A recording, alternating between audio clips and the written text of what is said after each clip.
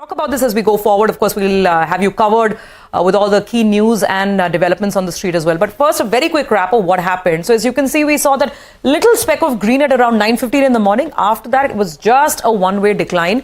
There were some attempts at a recovery, but none of them really proved to be meaningful at all. And this was not just a nifty fall. If you're looking at what happened, in the mid-cap universe, then the fall was even bigger. The mid-cap index at one point in time was down almost 3%, and the advance decline ratio was extremely negative. Today was a day where you had almost 10 stocks declining for every one that was advancing. So that was the extent of the fall.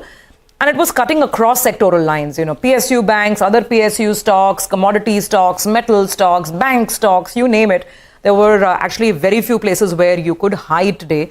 So that's what it was. Now, just in terms of levels, the Nifty's anyway lost its 200 daily moving average, is trading below that level. And we're now looking out for last week's low, which is 23,460, whether that will be held or not. And mind you, the selling that we saw in India, that was more India specific. Asian markets were down, yes, but we fell a lot more. And there was no recovery in India, even though European markets were trading positive by the time we closed. So, well, that was the market. But we have plenty of ground to cover, Nigel, and of course, lots on the show. Well, that's right. Well, what all's lined up on the show for you today? We start off with the top movers and shakers. Vivek is standing by for that. We have shares of ITC that slumped in trade as the company began demerger of its hotel business. While FMCG names Jubilant Dabur, they were buzzing in trade on the back of their Q3 updates. Stay tuned. We'll tell you more on that. And last but not the least, we'll delve into the key market events to watch out for tomorrow's trading session. But as promised, first up, top movers and shakers. Vivek Iyer takes it away. Vivek. Well, thank you so much for that. A very weak trading session, like you mentioned at the start of the show. Advance decline ratio very, very weak. Struggle to find stocks that are doing quite well, but select stocks did do quite well, and select pockets of the market managed to end the day in the green. Select healthcare and diagnostic stocks, those are the ones that did quite well in the session. Names like Apollo Hospitals, one of the top gainers as far as the Nifty was concerned, Metropolis, Dr. Lal, these were the names that managed to actually trade in the green today.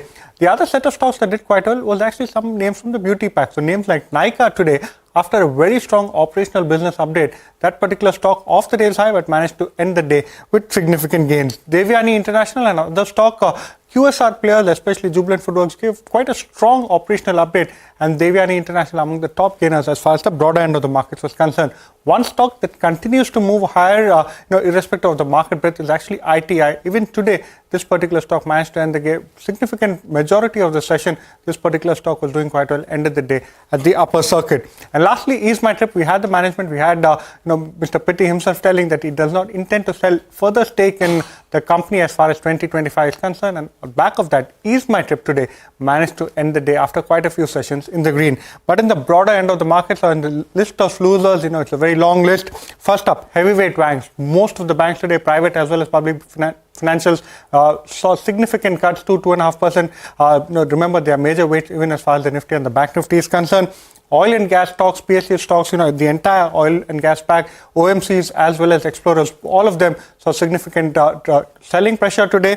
Also, look at PSU Bank and PSU pack, Union Bank, Bank of India, weak operational updates coming in there, PFC, Concord, BHEL. All of the PSU names today saw very, very significant selling pressure, 4.5% of the kind of cuts we saw across the universe today.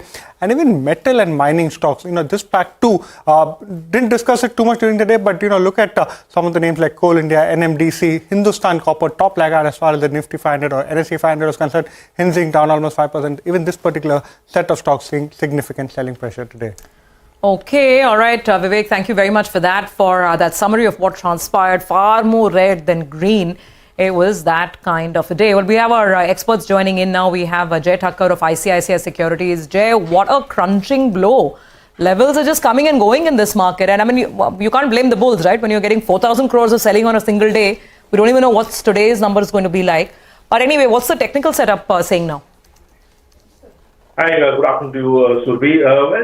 Surbi, overall, kind of, up and down movement, as you rightly said, is because of the increase in the India risk, which we see is up by almost 14-15% in today's trading session, is above the levels of 15. And we had a very clear stance at ICICI Direct that, it's heading towards 17 to 18 at least in this particular month. And this, I think, has some more few points left on the upside to be achieved, at least until the levels of 18 or maybe 20 as well in this particular month, because of a couple of events going forward. One is the results season.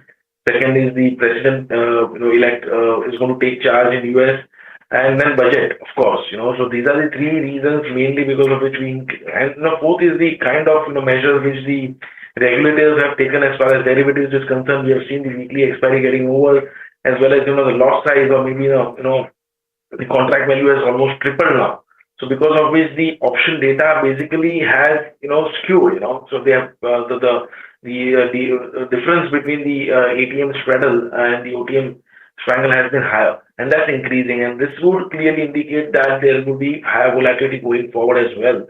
So I think that on the upside, 24,000 now onwards, should be is the very key resistance, unless we don't see a close about 24,000 levels on Nifty. The trend is sideways to negative. Very near term, 23,400, 450 is the immediate support range for Nifty, which is for 49,500 for a bank Nifty. If that breaks, then it's testing the previous lows of 23,260 immediately. So overall trend is negative, with an immediate resistance at 24,000. Okay, all right, Jay, got that. Well, let's focus on ITC. The stock was under pressure today because it began trading ex of its hotel business. Mangalam joins us to explain all of that to us. Mangalam? Well, on an optical basis, ITC was the top loser on the Nifty today, but that's because the company shaved off its hotel business into a separately listed entity, which will list in mid-Feb as well. This demerger process obviously was first announced in July 2023. The stock opened lower by 26 rupees per share, implying that, the street had ascribed a value of 26 rupees to the hotel business as against analyst estimates of anywhere between 15 to 20, though the proof of that lies in the listing of the hotel business in mid-February itself. Once again, to reiterate, the hotel business for ITC has close to around 13,000 plus rooms. 55% of them are managed and 69% occupancy as of FY24. They have a stated target of, over 20,000 rooms by FY30, with 66% coming in from managed properties itself. The hospitality sector is doing well, and if you look at the valuations at which hotel stocks typically trade, Indian Hotels is at the peak with around 37 times FY26 EV to EBITDA. Chalet Hotels follows with 25. ITC expected to be anywhere between 26 to 28. This is ITC Hotels that I'm talking about. Listing in mid-Feb, the street ascribes a number of anywhere between 175 to 190 rupees per ITC hotel share. But today's discovery has been a little more than what the street was anticipating. Okay, all right. That explains the fall on ITC, not just the demerger of the hotels business, but overall market sentiment also, perhaps dragging the stock down lower. Mangalam, thanks for that. We'll come back to you in just a bit. Let's look at the other major headline of the day, and that was the weakness in the Indian currency. The rupee has fallen to yet another new low on the back of the strength that we've seen overall in the US dollar. However, today the dollar index was actually on the back foot, but the Indian currency still kept weakening. We have Lata here for some more perspective. Lata. Well, the dollar index strengthened all of last week, and the expectation was, okay, it's thin market trading. But last week ended with a fresh bout of bad news for the Indian currency, you may say. I mean, it's not bad news, of bearish news, which is that the yuan, which until then was fighting the 7.3 mark, the PBOC was keeping it at 7.28, 7.29 to the dollar. It allowed it to cross 7.3, the renminbi, as of Friday evening by close of trade, and the offshore Chinese yuan, which we call the CNH, went beyond 7.33 to 7.36. So the reaction from the rupee was expected on Monday. Added to it was, of course, that big FPI sell figure which the market got over the weekend of 4,227 crores. There was somehow a hope that when the new allocations come for the new year, it could be positive. Now, therefore, how did the Reserve Bank react? It appeared last week that the Reserve Bank was defending 85.80. Now, this is the market perception, because every time the currency came towards 85, 78, 79, there seemed to be a supply of dollars. But given the ecosystem today, rising crude prices, selling by FPIs, as well as the US dollar going to 109 index, the yuan falling, given the concomitant of circumstances, it appears that the Reserve Bank let go the 85.80 level. The currency went all the way to 85.84 in intraday trade and finished around 85.82, 83. It appears that some of the immediate causes may be over. For instance, the yuan, it may have expended and gone over. A further weakening perhaps is likely only after the Trump swearing in and announcements. But, that chatter is not uniform. There are some in the market who believe even a 7.4 before the Trump swearing in cannot be ruled out. And therefore, we cannot say with certainty that the bad news is over as far as the rupee is concerned. It does look that it will track everything. It will track how the US yields are going. At the moment, it looks like the dollar index has moved back from 109 to 108.5. But there is enough pressure on the rupee in terms of other factors like the yuan and the equity selling. Okay, all right. Lata, thanks a lot for that. Well, we have our guest with us still. Mayuresh, I wanted your quick word on ITC. The stock was under pressure because of that, it went ex its hotel business. But what's the view at around 440 rupees? Afternoon, Nigel. No, I think two things. One, as Mangalam mentioned, I think the expectation in terms of the value per share for the hotel business, I think what the street probably has reacted today, again, in tandem with what the overall markets were also going through, but I think an exaggerated reaction, in my opinion, in terms of the expected value, plus vis-a-vis the perceived value for the hotels business. But to a large extent, again, as we head close to the budget, the typical noises that come around in terms of sin tax with cigarettes, with liquor, is expected to, again, probably play its role. And therefore, I think the stock might go through a phase of consolidation. The other thing that I've probably got, Nigel, is the announcement that they've done in terms of foraying into other lines of businesses as well, developing other products. And we've seen this in the past. I think a large part of their cash flows might actually get diverted in terms of the development of these new products over the next few quarters, so which might also constrain cash flows and return ratios to a certain extent. So in my opinion, again, the stock might just consolidate for a length of time to probably come. Obviously, looking at numbers, looking at what comes through the syntax and the value per share in the hotel business is something that will also drive the reaction to the stock as we move ahead in the next few months. Okay, all right. That is ITC definitely hitting the headlines today. Well, let's move on to our special segment, D Street Chatter. Nimesh is joining in with all that he picked up. It was quite a brutal day for the bulls today. Nimesh, what all did you gather? Well, absolutely tough day, Surabhi. Technically, we reversed all of last week's gains, and they were selling across the board. So Nifty, Bank Nifty, mid cap, small cap, all were under pressure today, and suggesting that maybe there was a aggressive FI selling. So the institutional data could be quite interesting today. But in terms of individual names, the first stock is Marico. Well, the stock was under pressure. The quarter 3 update was quite strong and better than what Street was anticipating. And there was a small MOC buy flow as well in Marico in today's market. So that's the first name. The second stock is Zomato. For the second day running, there has been selling pressure from larger FIs in Zomato. So expect high delivery volumes on the sell side. And looks like some larger FIs are aggressively selling Zomato at these levels. The third name is Sequence Scientific. Well, the stock has been consolidating. I understand the Street is anticipating a corporate development very soon. A likely inorganic move is what the Street is anticipating in that particular stock. And the last is Transtrail Lightning. In a weak market, that stock has been buzzing up 6% Since listing, the stock has gained nearly 20%. And there was very strong buying from larger HNIs in that particular stock. And hence, in a weak market, that stock relatively outperformed. Okay, all right. Got it, Nimesh. Thanks very much for that. Let's quickly move on and look at a couple of the interesting consumer updates that came in. In general, it seemed that discretionary consumer companies sound more optimistic than some of the staples companies. We have Mangalam back with us to look at what Nykaa had to say today, along with Jubilant FoodWorks as well as Dabur. Mangalam. So let's start with Nykaa. Beauty products are doing extremely well, and that's exactly what Nykaa's reports also, or the third quarter update also suggested. The overall revenue growth for the company has to be in mid-20s as per the company's own expectations, and that has been led by their beauty vertical, which also has seen growth in mid-20s itself. If you account for the discounts that they've given, etc., the actual growth would be over 30% or low 30s as well. Fashion part of the business, which is seeing some bit of consumer sentiment subdued, performance, that has grown at around 20% as well.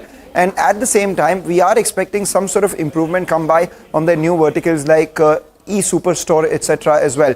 For Nykaa, the street liked those numbers and the stock ended higher in an otherwise weak market. Jubilant FoodWorks, phenomenal numbers coming in from a third quarter perspective, and this was led by their like-for-like growth. 12.5% like-for-like growth in India business, notwithstanding the 56% growth that we saw in a consolidated revenue, which also includes the DP Eurasia acquisition. The more important part that we have to now look at is how the performance of dine-in versus delivery has taken place, because over the last few quarters we've seen delivery outperform dine-in.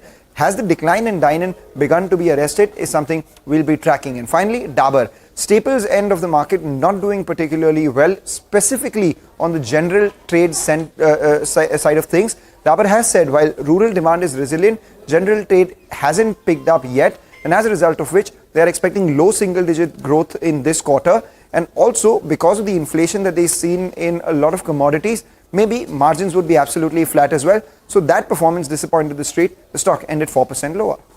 Right. Jay, you want to give us a technical view on any of these names? Sure. In fact, Nigel, I would say that Jubilant Food is one such stock which is clearly showing signs of, long build-up, a clear positive momentum out there. And I think, Nigel, the kind of, options data also we look at, then there has been good ways as well. So I think that Jubilant Food still is sustaining above the levels of 750. The overall trend in the short term will be positive, at least until the levels of 800. As well as Nykaa, we are seeing good short covering happening there with the positive divergence, and hence I believe that on the upside we can see the levels of around 185 with a stop loss of 165. One can go long here as well. So these are the two clear buy. In fact, Dabur, as Mangalam rightly pointed out, we are not seeing much of improvement as far as the technical or derivatives data as well. There's a lot of short build up on Dabur, positive divergence as well, but there is no price action. So I think 500 is the level to watch out for on Dabur. Till those levels are held, there is the possibility of a bounce. If that breaks, the stock can weaken from here on as well. So Nykaa and Jubilant Foods are better. Okay, all right, got that. Jay, thanks very much for joining in. We'll thank Mayuresh as well.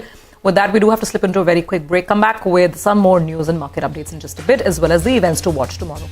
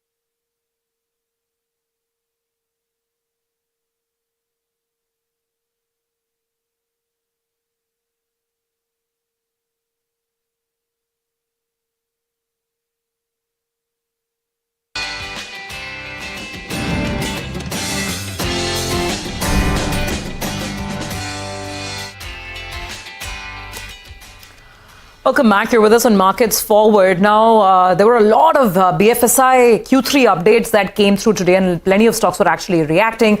Abhishek is here with the highlights. Abhishek. Well, the key highlight was the PSU banks. They have lost market share on deposits, and by how much?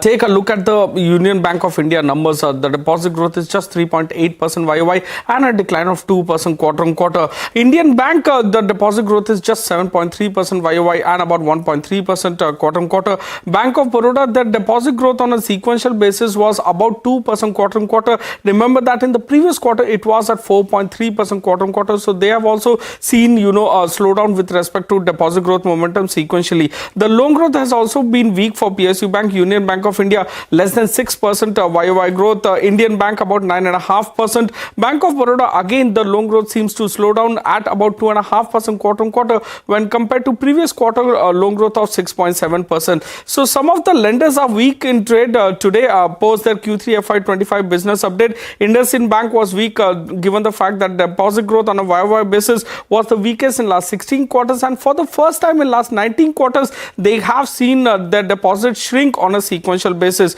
Suryodaya Small Finance Bank, their asset quality deteriorated. Gross NPA ratio increased to 5.5% versus 2.9% in the previous quarter. Bandhan Bank also saw its deposits shrink over 1% on a sequential basis, and L&T Finance, their rural business finance disbursements declined more than 16% YOY and about 15.5% sequentially. That was also weak in trade. Back to you. Okay, all right.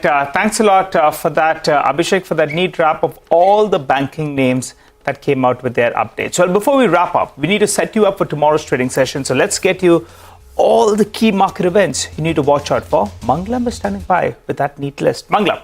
Well, you start with the macros first, and there would be the first advance estimate of, the last entire year's GDP that will be coming by from the Ministry of Statistics. So MOSPI will, report that. That's something that we'll be watching out for. But apart from that, a lot of stocks in focus on account of fundraising, IPOs opening, or at the same time, listing. So Indofarm Equipment, for instance, will be listing tomorrow. Alongside that, there will be an InvIT that will be raising some funds. So around a 1600 crore issue for Capital Infra Trust opens tomorrow as well. And that's not all. There are infra companies. There is, something like Quadrant Future Tech, a near 300 crore IPO that opens tomorrow.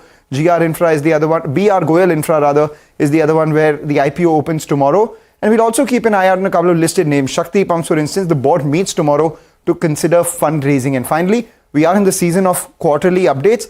Today, Titan reported their update. Does Kalyan Jewellers go ahead and report their third quarter update or not is something that we'll be keeping an eye out on as well. A recent F&O entrant, so stock on our radar. Okay, all right, Mangalam. Thanks a lot for that. Well, on that note, we'll wrap up on this edition of Markets Forward. We'll be back, though, with more news and updates on the other side.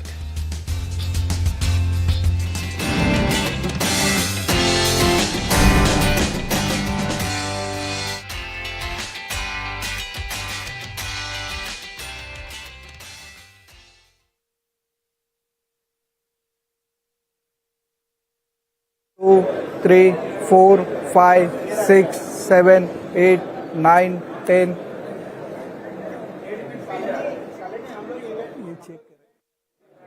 Live में कुछ check कर रहे हैं, इसके लिए उनको disturbance आ रहा होगा. Hello, check 1, 2, 3, 4, 5, 6, 7, 8, 9, 10. 1, 2, 3, 4, 5, 6, 7, 8, 9, 10. Check. 1, 2, 3, 4, 5, 6, 7, 8, 9, 10. Check. 1.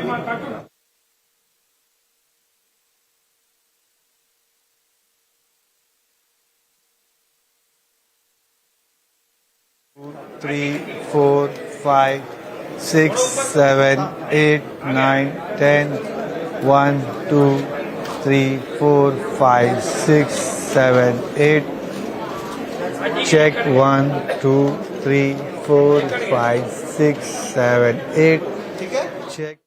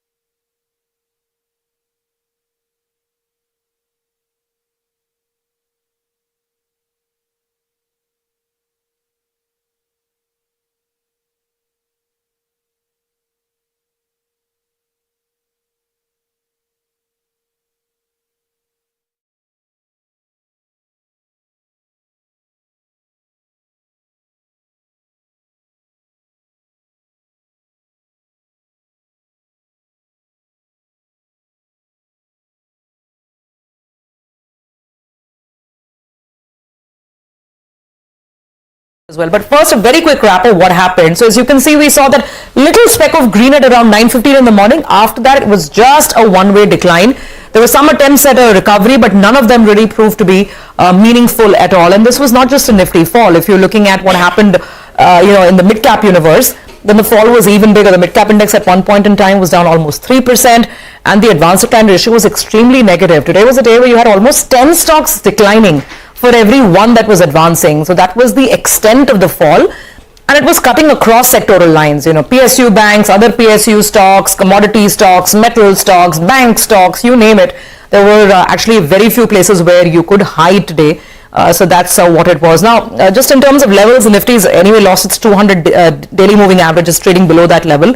And we're now looking out for last week's low, which is 23,460, whether that will be held or not. And mind you, the selling that we saw in India, that was more India specific. Asian markets were down, yes, but we fell a lot more, and there was no recovery in India, even though European markets were trading positive by the time we closed. So, well, that was the market. But we have plenty of ground to cover, Nigel, and of course lots on the show. Well, that's right. Well, what all's lined up on the show for you today? We start off with the top movers and shakers. Vivek is standing by for that. We have shares of ITC that slumped in trade as the company began demerger of its hotel business. While FMCG names Jubilant Dabur, they were buzzing in trade on the back of their Q3 updates. Stay tuned. We'll tell you more on that. And last but not the least, we'll delve into the key market events to watch out for tomorrow's trading session.